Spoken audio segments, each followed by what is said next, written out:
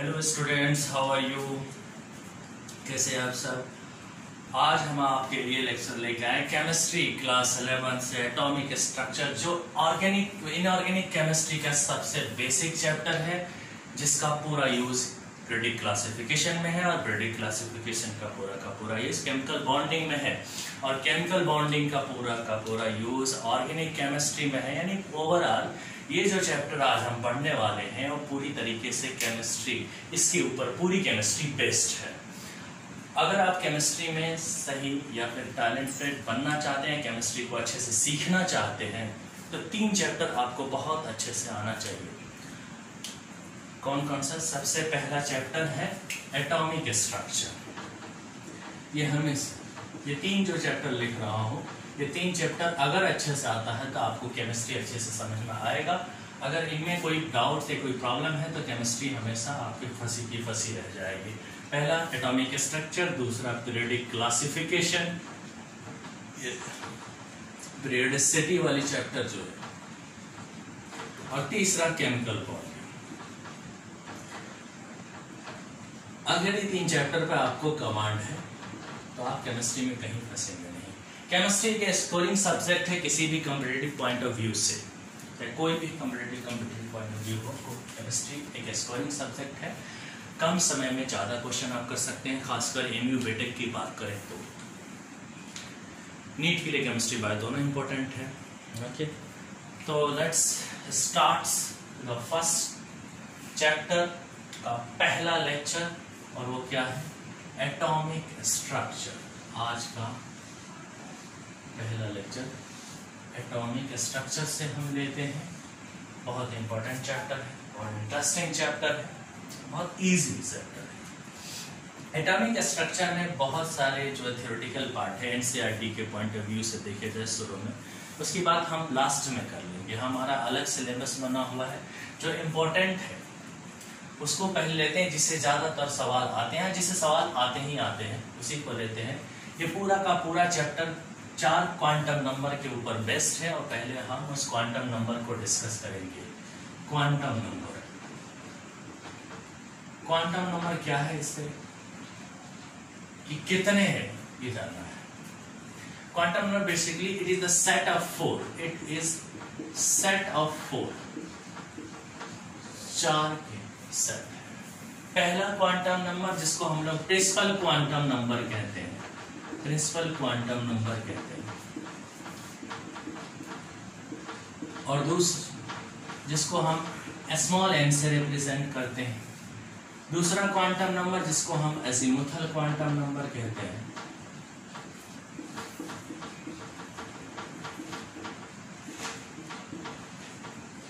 और इसको हम स्मॉल l से रिप्रेजेंट करते हैं।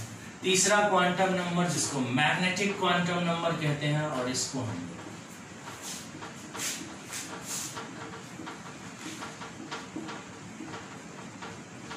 स्मॉल m या फिर ml लाइक दैट रिप्रेजेंट करते हैं। चौथा क्वांटम नंबर जिसको हम लोग स्पिन क्वांटम नंबर कहते हैं, this is the last quantum number, spin quantum number, जिसको हम s से या फिर हम ms से ऐसे रिप्रेजेंट करते हैं लाइक दैट। ये 4 क्वांटम नंबर है और ये बेसिक है। इन्हीं 4 क्वांटम नंबर के ऊपर ही पूरा का पूरा चैप्टर एक्सप्लेन हो जाएगा। तो हम एक एक करके इन क्वांटम नंबर के डिटेल करते हैं, एक्सप्लेनेशन करते हैं। आपके ऊपर ध्यान दें इस पे। ओके, फर्स्ट ऑफ ऑल आप इतना पहले उतार ले, फिर आगे बढ़ते हैं। नंबर क्या था? Principal quantum number, principal quantum number, जिसको हम लोग स्मॉल n से रिप्रेजेंट करते हैं। प्रिंसिपल क्वांटम नंबर को बेसिकली एक्सप्लेन किया था बोर्स एटॉमिक थ्योरी। 1 मिनट। सबसे पहले principal quantum number, azimuthal quantum number, 4 quantum number, जो प्रिंसिपल क्वांटम नंबर पहला है, दूसरा अजीमुथल क्वांटम नंबर, तीसरा मैग्नेटिक क्वांटम नंबर, और चौथा स्पिन क्वांटम नंबर। चारों क्वांटम नंबर का एक्सप्लेनेशन एक इक्वेशन ने दिया था, wave equation, Schrödinger wave equation है। उसके बारे में हम बात कर देते हैं कि ऑल 4 क्वांटम नंबर, चलिए साइड में लिख देते हैं। रह गया, पहले ही बात कर लेना चाहिए था हमें। All four quantum number is explained bye Schrödinger wave equation.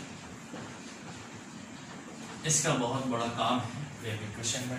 यहाँ पे चारों के चारों क्वांटम नंबर का अरेंजमेंट फिक्स बन गया। पहले प्रिंसिपल क्वांटम नंबर, और प्रिंसिपल क्वांटम नंबर पूरी तरीके से एक थ्योरी के द्वारा एक्सप्लेन किया गया था। वो थ्योरी है Bohr's atomic theory. Principal quantum number is explained by Bohr's atomic theory, explained by Bohr's atomic theory. Bohr's atomic theory नाम से पता चल रहा है, नील्स बोर की बात हुई है, उसने एक एटॉमिक थ्योरी दी थी। उस एटॉमिक थ्योरी ने क्या क्या एक्सप्लेन किया था अब हम देखेंगे कि बोर्स एटॉमिक थ्योरी बेसिकली है क्या चीज। बोर्स एटॉमिक थ्योरी क्या है, ये एटॉमिक थ्योरी है क्या, क्या कहता है एटॉमिक थ्योरी, बोर्स की एटॉमिक थ्योरी क्या कहता है, पहले ये देखते हैं। एटॉमिक थ्योरी यानी this theory is valid only for the single electron atoms. सबसे इंपॉर्टेंट बात यही है कि दिस थ्योरी यानी atomic theory it is valid for single electron atoms.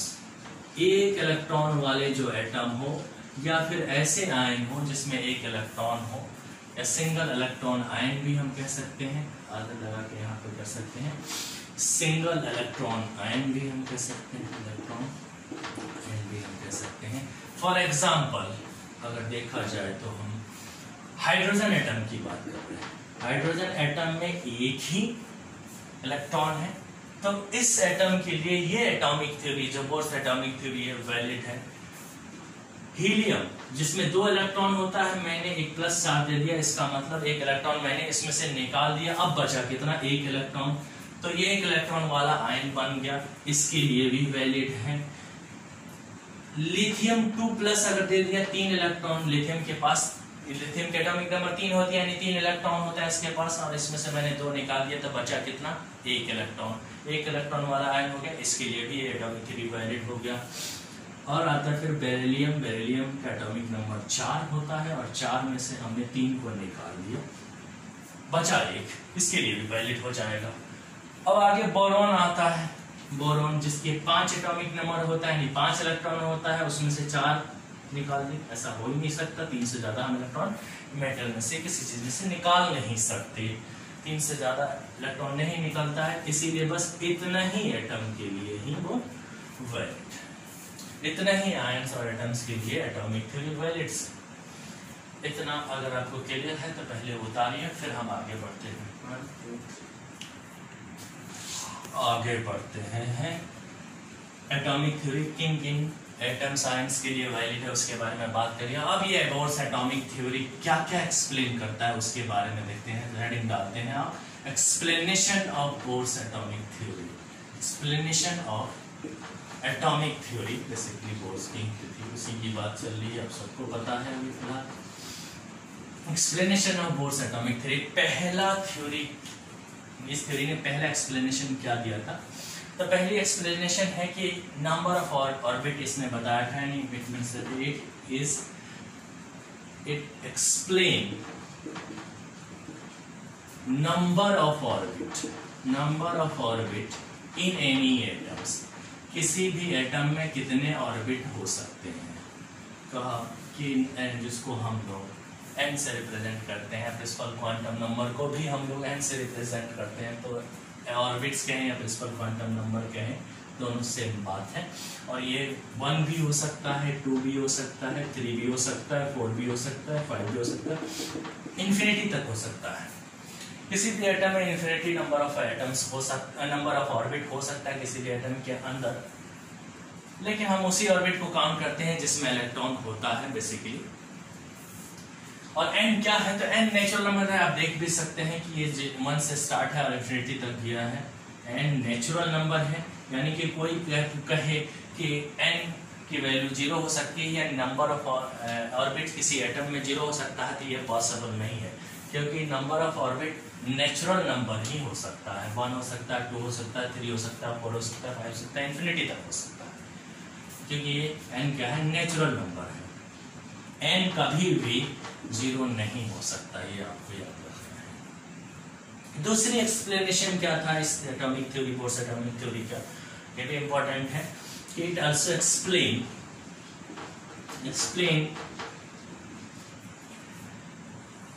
Capacity of orbit. किसी ऑर्बिट में मैक्सिमम कितना इलेक्ट्रॉन रहेंगे वो उस ऑर्बिट की कैपेसिटी बताता है। It also explain the capacity of orbits.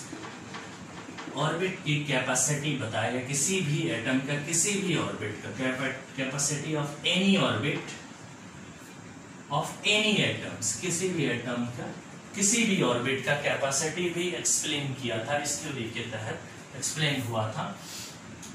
In capacity of orbit का मतलब होता है कि किसी ऑर्बिट में कितना maximum electron present in any orbit, किसी भी ऑर्बिट में मैक्सिमम कितना इलेक्ट्रॉन प्रेजेंट हो सकता है। और इसके लिए उन्होंने एक फार्मूला भी दिया था, वो फार्मूला क्या है, 2n²। मान लिया फर्स्ट ऑर्बिट की बात हो रही है, फॉर फर्स्ट ऑर्बिट, अगर पहली ऑर्बिट की बात हो तो पहली ऑर्बिट के लिए n की वैल्यू क्या हो जाएगी, 1। फर्स्ट ऑर्बिट n की value 1। Maximum number of electron इसमें कितना हो सकता है, इस ऑर्बिट की कैपेसिटी कितनी हो सकती है, मैक्सिमम नंबर ऑफ इलेक्ट्रॉन हो सकता है। 2n² फार्मूला है और n की वैल्यू 1 है, तो 2 × 1 का होल स्क्वायर आ जाएगा 2 इलेक्ट्रॉन। पहली ऑर्बिट में 2 इलेक्ट्रॉन से ज्यादा नहीं रह सकता। इसकी कैपेसिटी कितनी है इलेक्ट्रॉन रखने की, तो 2 इलेक्ट्रॉन है। अगर मैं दूसरी ऑर्बिट की बात करूं और सेकेंड ऑर्बिट की अगर बात करूं तो यहाँ पे n की वैल्यू कितनी होगी, 2, और यहाँ पे मैक्सिमम नंबर ऑफ इलेक्ट्रॉन यानी capacity of this orbit, second orbit की बात करें, maximum number of electron he second orbit की कैपेसिटी बता देगा, वो हो जाएगा 2n² फॉर्मूला है। 2 में n की जगह पे हमने 2 रखा, इसका स्क्वायर कर दिया, 2 × 4 × 2 8 इलेक्ट्रॉन। यानी सेकेंड ऑर्बिट की कैपेसिटी है कि वो 8 इलेक्ट्रॉन रख सकता है, 8 इलेक्ट्रॉन रख सकता है। इस तरीके से आप 3 का निकालेंगे 18 आएगा, 4 का निकालेंगे 32 आएगा, हम सो ऑन, हमने जो चाहे वो निकाल सकते हैं। ओके, फिलहाल इतना क्लियर है तो वीडियो को पॉज करें और इसको उतारें।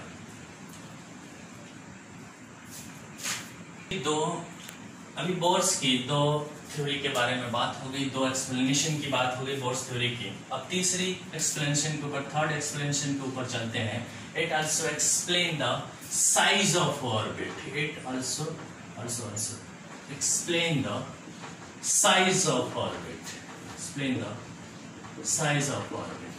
Orbit की size को भी एक्सप्लेन किया था, किसी भी एटम्स के कोई भी ऑर्बिट का साइज को इसने एक्सप्लेन किया, और उसके लिए उसने एक थ्योरी दी, एक कॉन्सेप्ट दिया और कहा साइज ऑफ ऑर्बिट या एटॉमिक साइज को भी हम इसी को हम कह सकते हैं, atomic size, atomic radius, atomic size के नाम से भी जानते हैं। इसी को हम लोग एटॉमिक रेडियस के भी नाम से जानते हैं, एटॉमिक रेडियस, आयनिक रेडियस, जो भी इसी को नाम से जानते हैं।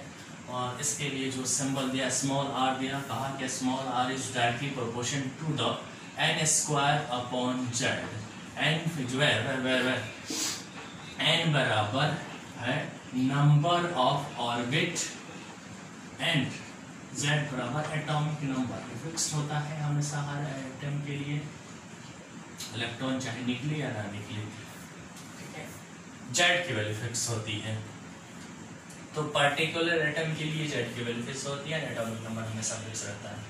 ये जब साइन हटाएंगे, प्रोस्पेरिटी के साइन जब भी हटाएंगे, प्रोस्पेरिटी के साइन, तो इसकी जगह पे एक कांस्टेंट आएगा और उसको हम नाम दे देते हैं फिलहाल r0 n²/z। और आप जानते हैं कि r0 की वैल्यू होती है 0.529 इन आर्मस्ट्रॉन्ग की अगर बात करें,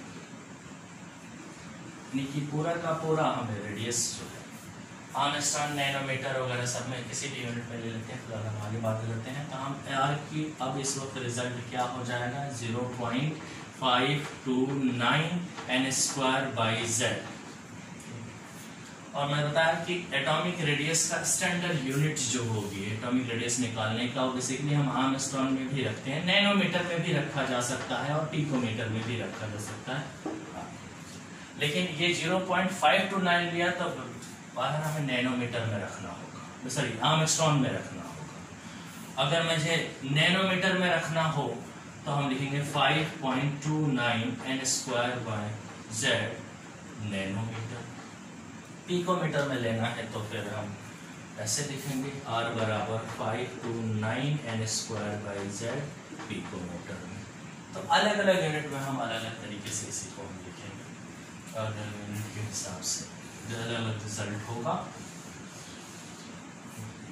ये सब size of orbit, atomic size है, एटॉमिक रेडियस निकालने का फार्मूला आपके पास आ गया।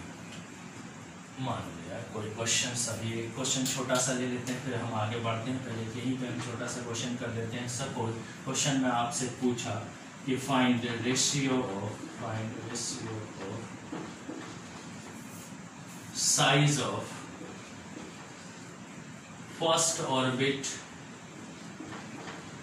Of helium atom to the size of second orbit of lithium atoms. lithium ions, lithium 2 plus लिखना पड़ेगा, helium atom ने helium plus में लिख देता हूँ, helium है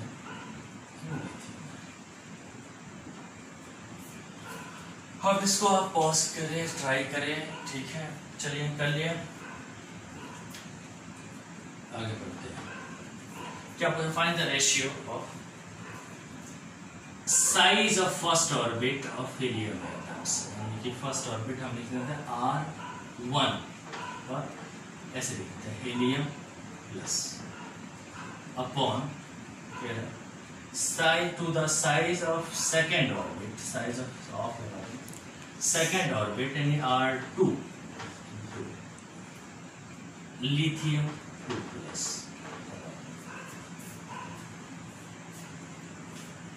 करने से पहले मैं ऊपर आएगा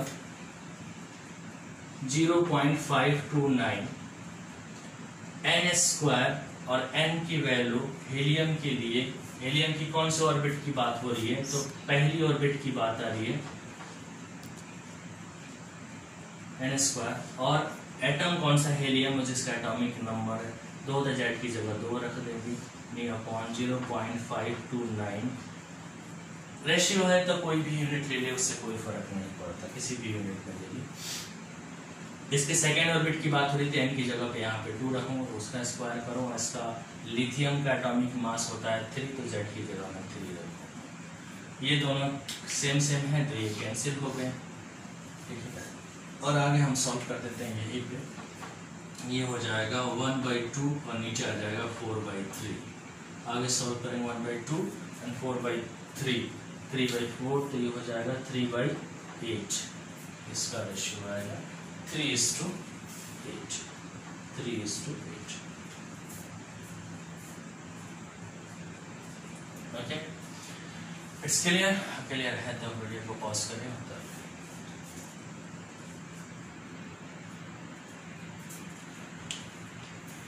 अब आते फोर्थ एक्सप्लेनेशन के ऊपर। मोर्स एटॉमिक थ्योरी के फोर्थ एक्सप्लेनेशन क्या था? It also explain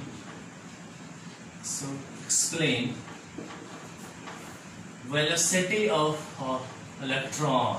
velocity of electron ये काफी ज्यादा इंपॉर्टेंट है। इन एनी ऑर्बिट, किसी भी एटम्स के किसी भी ऑर्बिट में जो इलेक्ट्रॉन घूम रहा है वो किस वेलोसिटी, किस स्पीड के साथ घूम रहा है। वेलोसिटी ऑफ इलेक्ट्रॉन को या स्पीड ऑफ इलेक्ट्रॉन को, क्योंकि इलेक्ट्रॉन का मोशन न्यूक्लियस के चारों तरफ जो हो रहा होता है यूनिफॉर्म सर्कुलर मोशन होता है। अब वेलोसिटी ऑफ इलेक्ट्रॉन कहें या स्पीड ऑफ इलेक्ट्रॉन कहें, बेसिकली कुछ भी ले सकते हैं, स्पीड ऑफ इलेक्ट्रॉन भी ले सकते हैं, वेलोसिटी की बात नहीं करते हैं। किसी भी ऑर्बिट में जो भी इलेक्ट्रॉन है किस स्पीड से वो घूम रहा है चारों तरफ न्यूक्लियस के, उस स्पीड को हमें बेसिकली निकालना है। तो इसके लिए कॉन्सेप्ट है कि v is directly proportion to the n/z। n यहाँ पे भी n भी क्या है, where n is equal to number of orbit and z बराबर atomic number. Similar concept atomic number जो पीछे भी था, रेडियस में भी थी, बस वो n² बाई z था। यहाँ एक सेकेंड, आई एम सॉरी, यहाँ पे z/n उल्टा ये ध्यान देना है आपको। ये साइन जब हटाएंगे तो इससे यहाँ पे कांस्टेंट आएगा, उसको मैं v0 कह ले रहा हूँ, तो z/n, और ये v0 की वैल्यू होगी आपकी 2.18 मीटर पर सेकेंड। स्पीड हमें मीटर पर सेकेंड में लेना है। तो यहाँ वेलोसिटी का रिजल्ट क्या होगा, velocity of electron of any orbit, कोई सी भी ऑर्बिट है इसलिए हम इसमें v(n) कह सकते हैं। हमें कौन सा ऑर्बिट है इसको डिफाइन नहीं है। फर्स्ट ऑर्बिट होगा तो n की जगह 1 लेकर v1 कह लेंगे, सेकेंड ऑर्बिट की बात हो रही होगी तो v2 कह लेंगे, अगर एक एटम की बात हो रही है जो भी हो। यहाँ पे लिखेंगे 2.18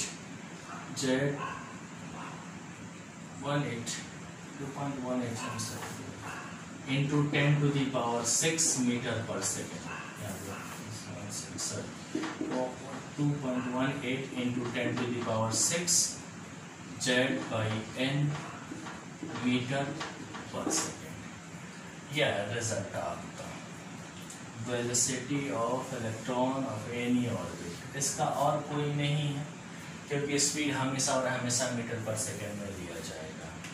अगर आप हाइड्रोजन की बात करें जिसमें एक ही ऑर्बिट है, मैंने कि अगर पूछे सवाल के अंदर सपोज कि find the velocity of electron, find the velocity of electron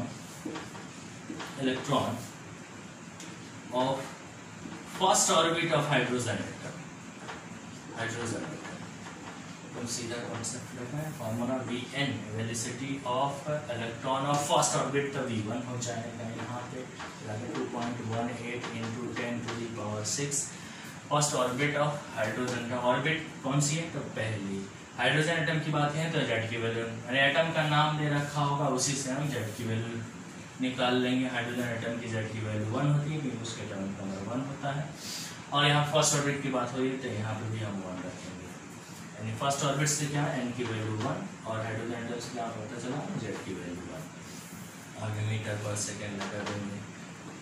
2.18 into 10 to the power 6 metre पर सेकेंड आ गया हाइड्रोजन एटम के इलेक्ट्रॉन की स्पीड आ गई। बेसिकली हाइड्रोजन एटम की स्टैंडर्ड यूनिट स्टैंडर्ड है, वेलोसिटी बता देता है हमें। अब क्या देख रहे हैं कि लाइट की स्पीड से ये थोड़ा कम है। जिस तरह लाइट जो है दुनिया का सबसे फास्टेस्ट ऑब्जेक्ट है, फास्टेस्ट पार्टिकल है जो फास्टेस्ट स्पीड से चलती है। सेकंड हाईएस्ट स्पीड अगर देखा जाए तो इलेक्ट्रॉन की है, सबसे ज्यादा लाइट की होती है।